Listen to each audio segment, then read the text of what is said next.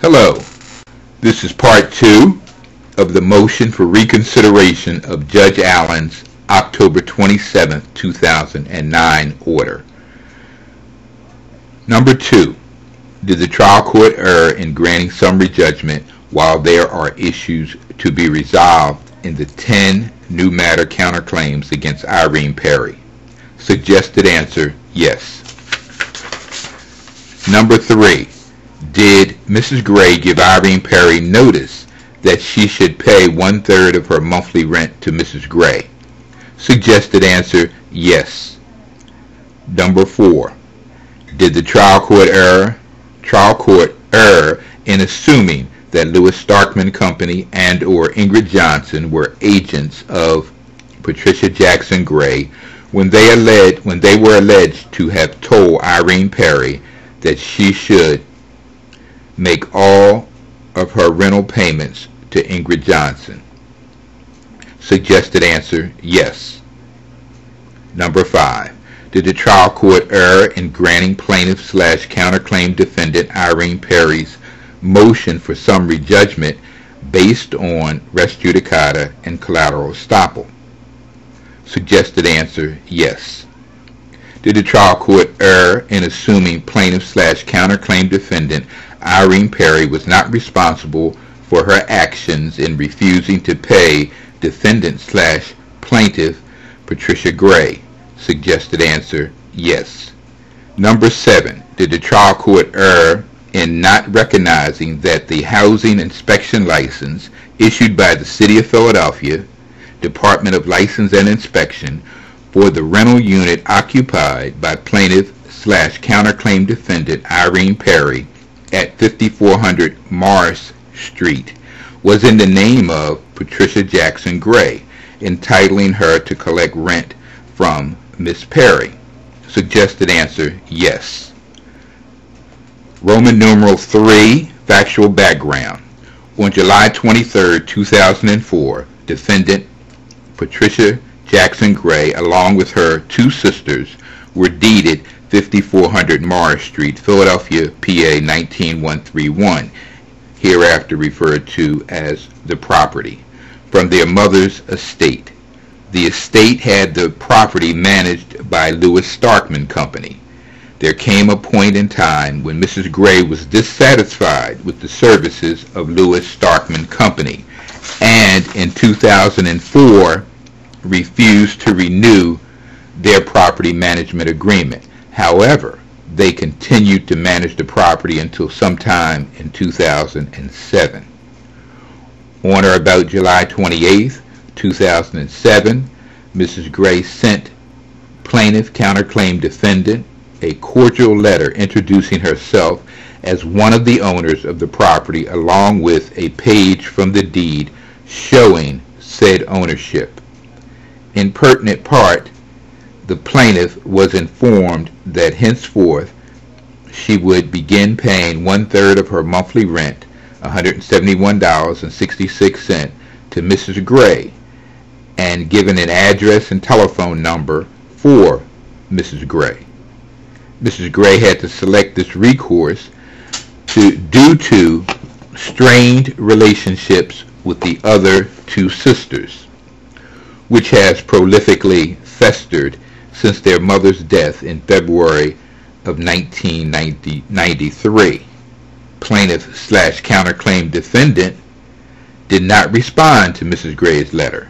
So on September 19, 2007, Mrs. Gray sent a second request to plaintiff/counterclaim defendant requesting her share of the rent with instructions and a means of communication for the plaintiff/counterclaim defendant, who still did not respond. On or about September 27th, 2007, Mrs. Gray sent the plaintiff/counterclaim defendant a third request for her share of the rent with a 30-day notice to terminate her month-to-month lease if she did not remit Mrs. Gray her 1/3 share of the monthly rent. plaintiff counterclaim defendant did not respond. On or about November 27, 2008, Mrs. Gray filed an ejectment action against the plaintiff/counterclaim defendant, Irene Perry.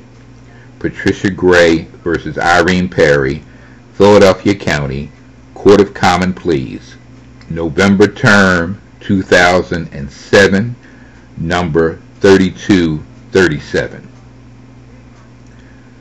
Judgment by default was entered March 17, 2008 against Irene Perry. On or about May 14, 2008, Mrs. Gray obtained a writ of possession for Irene Perry's apartment. On or about May 28, 2008, Mrs. Gray faxed David C. Weinberg, Irene Perry's attorney, a stipulation agreement which in pertinent part stated that in June 2008, Ms. Perry would begin making 1/3 of her monthly rental payments to Mrs. Gray, that she would continue on a month-to-month lease, the writ of possession would not be exercised, and that the stipulation agreement did not alter, satisfy, dissolve, vacate, or in any manner impact the default judgment entered against Irene Perry. Mrs. Gray, of her own free choice, volunteered to vacate the default judgment on or before December 1st, 2008, contingent upon Irene Perry making her agreed monthly rental payments to Mrs. Gray in a timely manner each month. Ms. Perry made her first monthly rental payment to Mrs. Gray in June of 2008. September 17, 2007, Mrs. Gray had obtained a municipal court judgment against her sister, Ingrid Johnson, for refusing to give Mrs. Gray her share of the rent. Mrs. Gray had Irene Perry served as garnishee of Ingrid Johnson. On or about November 3, 2008, after submitting Ms. Perry's interrogatories to municipal court, a precipice to enter default judgment against garnishee Irene Perry was entered. A motion for assessment of damages hearing was held on December 8, 2008. You will never believe what happened. Mrs. Perry's counsel, David C. Weinberg, came to the hearing, told the court that the monthly rental payments, the 1/3 that Ms. Perry had been paying Mrs. Gray for June, July, August, September, October, November, and December of 2008 were not, emphasis on, were not Mrs. Gray's 1/3 share of the monthly rent. They were all garnishee payments to be applied to the sister's outstanding judgment. Mrs. Gray protested, but the court accepted the attorney's explanation and applied the payments to the municipal court judgment. Therefore, Mrs. Gray has never received any rental payments from Ms. Perry, which violates the stipulation agreement and Pennsylvania law. Mrs. Gray advised Mr. Weinberg of what he did. There was no response to her letters to him.